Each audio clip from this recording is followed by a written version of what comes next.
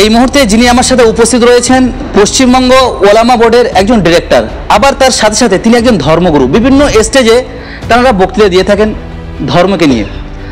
এখন যে বর্তমান পরিস্থিতি আমরা দেখতে পাচ্ছি যে অনেকেই প্রশ্ন তুলেছে, সাধারণ জনগণ প্রশ্ন তুলেছে, ধর্ম একদিকে, রাজনীতি বিষয় আরেকদিকে। তাহলে কি ধর্ম আলাদা, রাজনীতি কি আলাদা? একজন ধর্মগুরু হিসাবে বিভিন্ন স্টেজে তারা বয়ান করেন। আবার আমরা দেখতে পাচ্ছি কোথাও যদি একটা ইসলামিক ধর্ম অনুষ্ঠান করা হয়, স্টেজ করা হয়, দেখতে পাচ্ছি রাজনৈতিক নেতারা সেখানে গিয়ে স্টেজ ভাঙচুর করছে। কারণ এই ধর্মের বিষয়ে যে একটা অনুষ্ঠান তৈরি করা হয়েছে সেখানে ধর্মের বিষয় নিয়ে আলোচনা করা হবে। এবং অনেক নেতারা তারা প্রশ্ন তুলেছে, তারা বলছেন যে ধর্মের জায়গাতে রাজনীতি বিষয় কেন উঠে আসবে? এখানে ধর্ম আলাদা, রাজনীতি আলাদা। কোরআন কি বলে, সংবিধান কি বলে? তিনি একজন ধর্মগুরু। আমার সাথে রয়েছে আমানুল্লাহ হুজুর, তিনি কি বলছেন, তানার কি বার্তা? বিস্তারিত জানতে আর্থ নিউজের পর্দার সাথে থাকুন। তানার কি বক্তব্য, কি বলবেন? ধর্ম কি আলাদা, রাজনীতি বিষয় কি আলাদা? আমি একটা কথা বলি। প্রথমত আমার এটা বলো, ধর্ম আলাদা, রাজনীতি আলাদা, যে প্রশ্ন প্রচুর এই প্রশ্ন আমাদের সামনে আসছে বা আসে। আমার জানার খুব ইচ্ছা, রাজনীতি মানে কি? রাজনীতি মানে কি জুলুমবাজি? রাজনীতি মানে কি অত্যাচার? রাজনীতি মানে মদ জুয়া? রাজনীতি মানে কি অন্যায় অপরাধ করা? রাজনীতি মানে কি মানুষের বিপদে ফেলা? যদি রাজনীতি মানে তা না হয় তাহলে এই প্রশ্ন আসার কোনো যৌক্তিকতা নেই। ধর্মটা কি?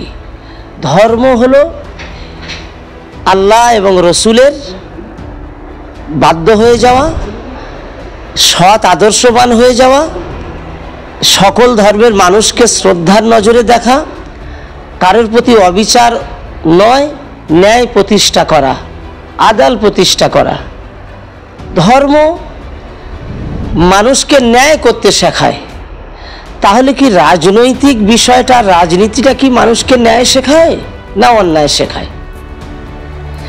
এই বিষয়টা যদি আমরা প্রথমে বুঝি তাহলে এই প্রশ্ন যারাই করছেন তাদের না হয় বোঝার অভাব, না হয় ধর্ম থেকে সব কিছুকে আলাদা করে অন্যায়ের পথ বেছে নিচ্ছে, এটা হতে পারে।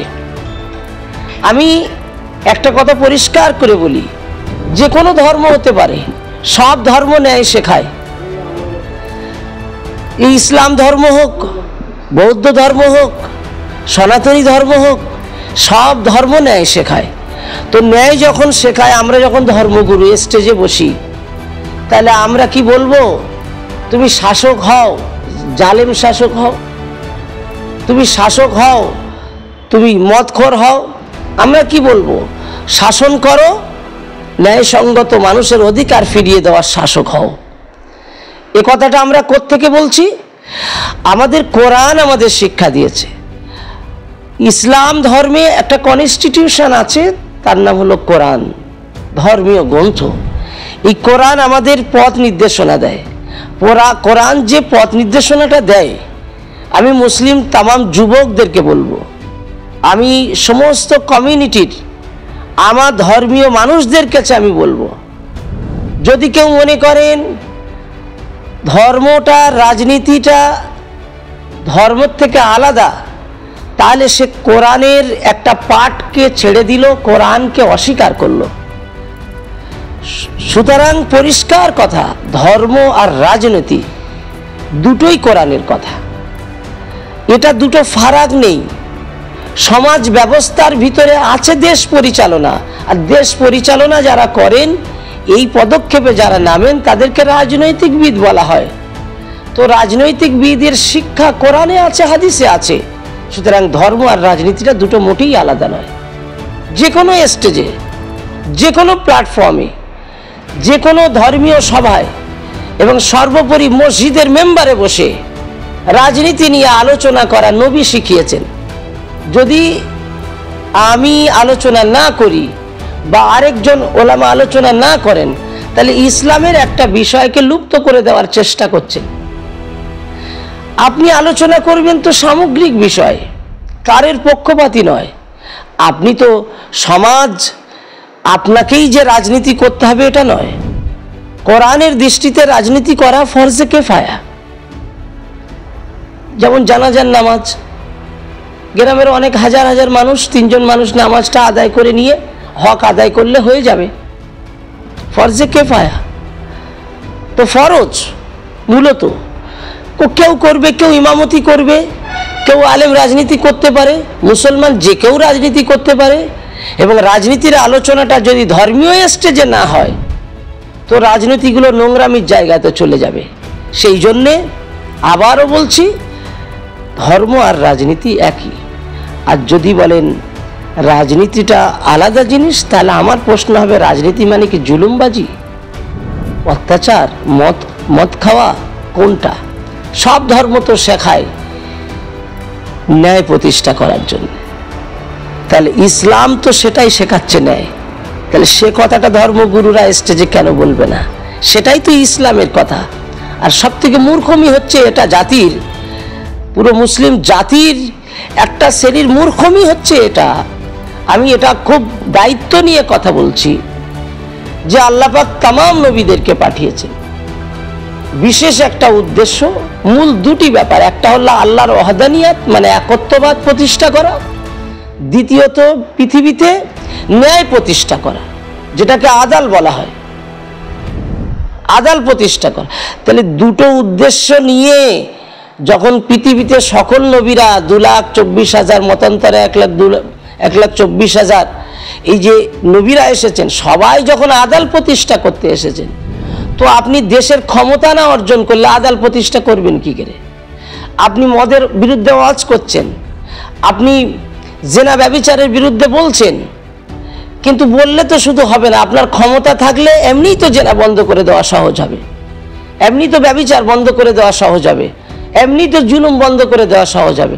তো সেই ক্ষমতা অর্জন করাটাই তো হলো রাজনীতি। আর সেটাই তো আল্লাহ পাক বলছেন তুমি ন্যায় প্রতিষ্ঠা করো। তো ন্যায় প্রতিষ্ঠা করলে ম্যাও ম্যাও করে তো ন্যায় প্রতিষ্ঠা হয় না। এটা ন্যায় প্রতিষ্ঠা করতে গেলে অবশ্যই আমাদেরকে প্ল্যাটফর্মে আসতে হবে, কি গণতান্ত্রিক প্রক্রিয়া হোক, যে দেশে যেমন নিয়ম বর্তমান পরিবেশে, সেই পরিবেশের মধ্য দিয়ে আপনাকে রাষ্ট্রের দায়িত্বে আসতে হবে। আমি এটাই বোঝাতে চাইছি। এই রাষ্ট্রের দায়িত্বে যদি আপনি আসেন তাহলে ন্যায় প্রতিষ্ঠা সহজে হবে। তাই রাজনীতি আর ধর্ম দুটোই আসলে এক, এটাকে ভাগ করেছে, কিন্তু সমাজের কিছু স্বার্থন্বেষী মানুষেরা যারা নিজের স্বার্থ চরিতার্থ করার চেষ্টা করছেন, তারা এটাকে আলাদা করেছেন। আমি অনুরোধ রাখবো, এটাকে আলাদা করা মানে ইসলাম থেকে একটা পার্ট আলাদা করা। আপনি ইসলামকে অস্বীকার করছেন। আপনি যেমন একজন ধর্মগুরু, এরকম অনেক ধর্মগুরু রয়েছে আপনাদের মতো এসেছে, তারা বক্তৃতা বয়ান তারা করেন, কিন্তু এই যে ধর্ম রাজনীতি যে বিষয়টা একই, তারা কেন বলছে না?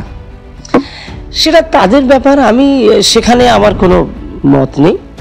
নিশ্চয়ই তারা বলবেন, পরিবেশ পরিস্থিতি তারার হয়তো অনুকূলে নেই, তিনি হয়তো সেইটা নিয়ে ভাবেননি, বলা উচিত বলে আমি মনে করি।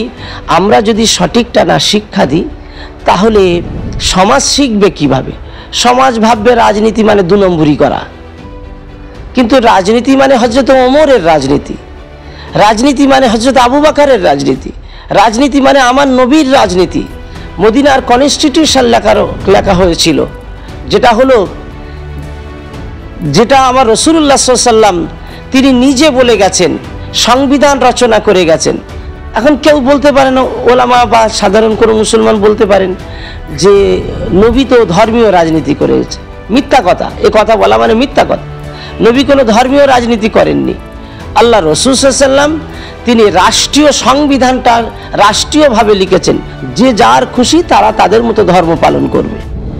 মুসলমানরা মুসলমানের মতো করবে, ইহুদিরা ইহুদির মতো করবে, খ্রিস্টানরা খ্রিস্টানের মতো করবে, বিধর্মীরা বিধর্মী। তার এক কথায় তিনি যে সংবিধান, মদিনার সনদ পড়ে নেবেন, মদিনার সনদটা পড়বেন আগে। তিনি সংবিধান, আমাদের ভারতের যে সংবিধান, সেই রকম সংবিধান রচনা করেছেন। সংবিধানে প্রত্যেক জাতির, প্রত্যেক ধর্মের মানুষের পূর্ণ স্বাধীনতা ছিল। আমাদের যেমন রানী ভিক্টোরিয়া ভারতবর্ষে বলেছেন, যেমন তার বক্তব্য আমরা পড়েছি, তিনি বলেছেন যে যার যার ধর্ম সে তার মতো করে স্বাধীনভাবে এই ভারতে পালন করতে পারবে, রানী ভিক্টোরিয়া তিনি বলেছেন। তো এটাই মদিনার সনদেও সেটা লেখা রয়েছে। হ্যাঁ, রাসূলুল্লাহ একজন ধর্মগুরু, নবী আমাদের তিনি লিডার। তো ধর্মগুরু ধর্ম তো তার কাছে, আর রাষ্ট্র সবার জন্যে, নবী সেটাই করেছেন। এটাই তো ইসলাম, এটাই ইসলাম শিক্ষা দেয়। আমরা যদি এটাকে না বুঝি, এখন জেগে যদি ঘুমাই, কে কার ঘুমাবে? এই জন্য আমার তো মনে হয় এই ভারতবর্ষে যদি ভালো আমরা চাই, ভারতের যদি ভালো চাই, তাহলে আদর্শবান মানুষকে সামনে আনতে হবে। মদখোর যদি নেতা করেন, তাহলে কি ওর সঙ্গী সাথী যারা থাকবে তারা মদখোর হবে তো নাকি? না, কি হবে? কি বলেন? মদখোরই হবে। আচ্ছা, যদি আপনি চোরকে নেতা করেন, তাহলে ওর সঙ্গী সাথীরা কি হবে? চোর হবে। আপনি এমন করে যা বলবেন, তার সঙ্গী সাথীরা তো তাই হবে। সুতরাং আপনি যদি একটা ভালো মানুষকে সামনে আনেন, সে যে কোনো ধর্মের ধর্মগুরু হতে পারে। রাষ্ট্র পরিচালনা ধর্মগুরুরা কেন করতে পারবে না? এই কনসেপ্টটা কেন? এই কনসেপ্টটা যদি আপনি উড়িয়ে দেন, শুনুন আমি একটা কথা বলছি। কোরআনে আল্লাহ পাক রব্বুল আলামিন সূরা নিসাতে মহান আল্লাহ পাক তিনি জানিয়েছেন যে তোমরা দুনিয়ার জমিনে ন্যায় প্রতিষ্ঠা করো, তোমরা ন্যায়ভাবে বিচার করো। এখানে পরিষ্কার করে বলেছেন, ওয়াইজা হাকামতুম বাইনান নাস আন তাহকুমু বিল আদলি। সূরা নিসা 58 আয়াতে আল্লাহ পাক বলেছেন, মানুষের মধ্যে বিচার করবে, ন্যায় বিচার সহ করো। তার মানে কি? আল্লাহ তো শেখাচ্ছেন বিচার করাটা, কিভাবে বিচার করবে আল্লাহ শেখাচ্ছে। তো আমি যদি এই ন্যায় বিচারের কথা স্টেজে বলি, তাহলে কি বলবেন যে আমি রাজনীতি করছি? বিষয়টা এরকম, এটা আমাদের ভুল বোঝানো হয়েছে, ভুল বোঝানো হচ্ছে। সুতরাং ধর্ম আর রাজনীতি, আমি আবারও বলছি, দুটোই এক। আপনার পরিচয়টা দেন। আমি মোহাম্মদ আমানুল্লাহ, পশ্চিমবঙ্গ ওলামা বোর্ডের একটা ছোট্ট খাদেম। ফুরফুরা শরীফ যে পশ্চিমবঙ্গ ওলামা বোর্ড আছে তার খেদমত করি।